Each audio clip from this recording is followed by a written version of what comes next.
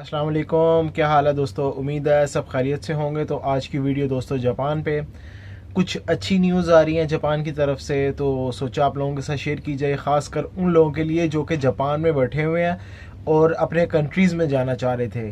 क्योंकि जब से ये कोरोना स्टार्ट हुआ जापान ने अपना कंट्री पूरा क्लोज़ कर दिया। कोई बंदा जापान में नहीं आ सकता था और जो बंदा जापान में चाहता था उसने अगर एग्ज़िट होना है तो इमिग्रेशन से री परमिट एंट्री उनको लेना पड़ता था। उसके बगैर आप वापस नहीं आ सकते थे जापान में, री एंट्री परमिट। अभी जो उन्होंने न्यूज़ दी है जापान से जो न्यूज़ आ रही हैं उसमें यह है कि कल से यानी कि 1 नवंबर से आप फ्रीली ट्रैवल कर सकते हो। जो लोग जापान में मुकीम हैं उनको री एंट्री परमिट लेने की ज़रूरत नहीं है इमिग्रेशन से। अभी मैं बता दूं ये क्या चीज़ होती है। री एंट्री परमिट क्या है दोस्तों? इमिग्रेशन पे जब आप क्रॉस कर रहे होते हैं उनको आपने इन्फॉर्म करना होता है कि मुझे वापस भी आना है जापान में। तो वो अपने सिस्टम में डाल देते हैं कि ये बंदा अभी जो एग्जिट हो रहा है हमारे कंट्री से, इसने अपना टूर करके या फिर जो भी छुट्टी वगैरह गुजार के वापस आएगा इस कंट्री के अंदर। देन वो सारा आपको प्रोसेस कर देंगे। मोस्टली लोग जो रेफ्यूजी स्टेटस पे रह रहे होते हैं, असाइलम स्टेटस पे जापान में मुकीम होते हैं, उनको भी मालूम होगा, ख़ास करके कोरिया में भी।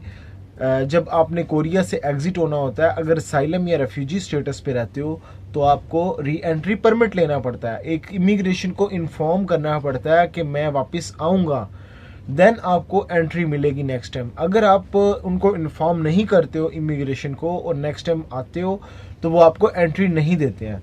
इसी तरह जापान का भी सिस्टम था। अभी इन्होंने कहा कि आप आ सकते हो, जा सकते हो, कोई इशू नहीं है। ये जो उन्होंने री एंट्री परमिट की शर्त रखी थी ये सिर्फ और सिर्फ मखसूस ड्यूरेशन के लिए रखी थी। जब से ही कोरोना चल रहा था उससे पहले फ्रीली ट्रैवल कर सकते थे। अभी भी उन्होंने कहा आप फ्रीली जा सकते हो, लेकिन एक शर्त अभी भी बाकी है। वो क्या दोस्तों? मोस्टली कंट्रीज अभी ये कह रही हैं कि हमारे कंट्री से आपने जाना है और जब वापस आना है तो आपके पास एक कोरोना का टेस्ट होना चाहिए। तो जो लोग यूएई में रहते हैं और यहाँ से वापस जा रहे हैं उनको मालूम होगा कि सबसे पहले तो एक पेपर चाहिए होता है कोरोना का, उसके ऊपर स्टैंप लगती है, वो आप दिखाते हो, देन आप यहाँ से जा सकते हो। और जब वापस आना होता है तब भी आपको एक टेस्ट रिक्वायर्ड होता है जो कि इनकी मखसूस हॉस्पिटल्स रखे हैं, वहाँ से आप टेस्ट करवा के आ सकोगे। तो ये चीज़ है कि जब आपने जापान में वापस आना है तो उस वक्त आपको कोरोना का टेस्ट रिक्वायर्ड होगा जो कि आप इमिग्रेशन पे एयरपोर्ट पे दिखाओगे, देन आपको एंट्री मिलेगी। एक चीज़ तो होगी ये। सेकंड चीज़, बहुत सारे लोग मुझसे जापान स्टडी वीज़ा के बारे में बात करते हैं, पूछते हैं मुझसे और पूछते हैं कि इसका फ्यूचर क्या है। जापान में अगर हम स्टडी वीज़ा पे जाते हैं किस तरीके से जा सकते हैं और वहाँ पे कितने हॉर्स अलाउ होते हैं काम के लिए और किस तरीके से वर्क परमिट मिलता है। तो इस पे भी मैं बात करता हूँ।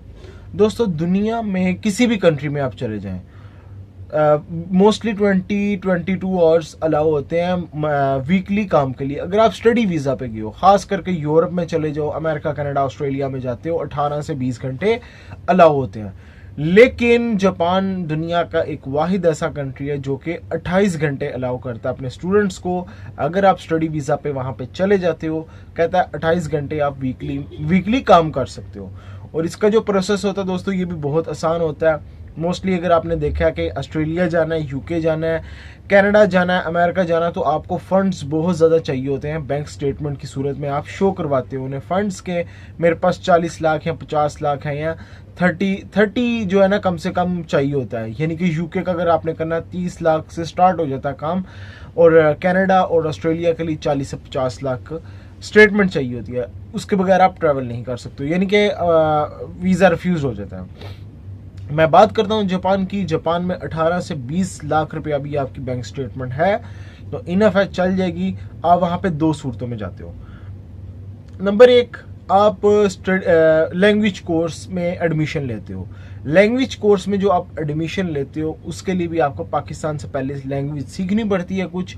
उस लैंग्वेज को सीखने के बाद आप जापान में फर्दर कंटिन्यू करने के लिए जापानीज लैंग्वेज के लिए जाते हो, जो 1 साल का एक कोर्स होता है। पाकिस्तान में आपने किया तकरीबन 6 माह का एक कोर्स किया, उसको पास किया, सेम लाइक आइल्ट्स होता है। रीडिंग, लिसनिंग, राइटिंग और स्पीकिंग, ये 4 मॉड्यूल होते हैं। जब इसको आप पास कर ले तो जो उनका मखसूस एक उन्होंने रिक्वायरमेंट रखी होती कि इतने परसेंटेज आपने मार्क्स लेने हैं। जब उतने परसेंट आप मार्क्स ले लेते हो, आपको जापान में किसी भी यूनिवर्सिटी में एडमिशन मिल जाता है जापानीज लैंग्वेज में, जो कि 8 महीने से 1 साल का एक आपका कोर्स होगा। फिर उसको आप कंटिन्यू कर सकते हो। एक तो हो गया जापानीज लैंग्वेज सीख के जाना, एक होता है विदाउट जापानीज लैंग्वेज सीखे आपने वहां पे एडमिशन लेना है। उसके लिए आपको आइल्ट्स रिक्वायर्ड होता है। आपने 6.5 या 6 कम से कम 6 बैंड के साथ आपने आइल्ट्स करना है और आपने डायरेक्टली किसी यूनिवर्सिटी में एडमिशन करवा लेना है। लाइक आपने मास्टर्स में जा रहे हो, ग्रेजुएशन में जा रहे हो, तो वहाँ पे फ्रीली आप एडमिशन करवा सकते हो, यानी कि किसी भी किस्म का लैंग्वेज कोर्स नहीं करना पड़ेगा। फिर उसी में इंग्लिश लैंग्वेज में ही आपको कंटिन्यू करना पड़ेगा। अब मैं एक चीज़ बता दूं, ये जो जब आप वहाँ पे चले जाओगे वीकली 28 आवर्स अलाउ होंगे, आप वहाँ पे काम कर सकोगे। तो दोस्तों 28 आवर्स का मतलब है सिर्फ 28 घंटे। इससे ऊपर अगर आप वहाँ पे काम करते हो तो आप तो उस वक्त काम कर रहे हो, नो इश्यू, कोई मसला नहीं होगा। लेकिन जब आप वर्क परमिट लेने लगोगे उस वक्त आपको प्रॉब्लम आएगी। वर्क परमिट वो नहीं देंगे अगर आपने 28 घंटे से ज़्यादा काम किया। उनके रिकॉर्ड्स में आता है। आपको पता है जापान एक एडवांस कंट्री है और सारा सिस्टम ऑनलाइन चलता है। वो पता चल जाता है यार इस बंदे ने कितनी देर काम किया है यहाँ पे, तो सैलरी किस तरीके से लेता रहा। अगर आप बाय कैश भी लेते रहो तो जापानीज जब आपको पकड़ लेते हैं तो वो फिर आपको डिपोर्ट तो नहीं खैर करेंगे अगर आप स्टूडेंट वीज़ा पे हो, लेकिन आपको वर्क परमिट नहीं मिलेगा। इस चीज़ का आपने ख्याल करना है। अगर आपने वर्क परमिट लेना है वहाँ पे जापान में, तो जो आपने स्टडी की है तो उसके साथ जितने घंटे उन्होंने अलाउ किए हैं सिर्फ उतना ही काम करो, उससे ज़्यादा आप काम नहीं करो। होगा ये जब आपने स्टडी अपनी मुकम्मल करके वर्क परमिट ले लोगे, आसानी से आपको मिल जाएगा अगर आपने उनके रूल्स एंड रेगुलेशंस जितने भी रूल्स फॉलो किए हैं उनके। उसके बाद आपको जो वर्क परमिट मिलेगा साल से 2 साल का होगा। उसी वर्क परमिट को आप कंटिन्यू भी कर सकोगे। और वहाँ पे जो जापानीज इंडस्ट्री है, बहुत बड़ी इंडस्ट्री है, ख़ास तौर पे एक तो टोक्यो और उसके बाद ओसाका में। ओसाका एक बहुत बड़ा इंडस्ट्रियल एरिया एक किस्म का आप कह सकते हो, वहाँ पे आपको जॉब्स मिल सकती हैं आसानी से। उसके बाद कंपनीज हैं बहुत बहुत बड़ी, आपने वहाँ पे जापानीज सीख लोगे तो दोस्तों जापानीज में ही काम है। इंग्लिश मैं बता दूं कि इंग्लिश वाले बंदे की वहाँ पे कोई डिमांड नहीं है इतनी जितनी जापानीज वाले की है।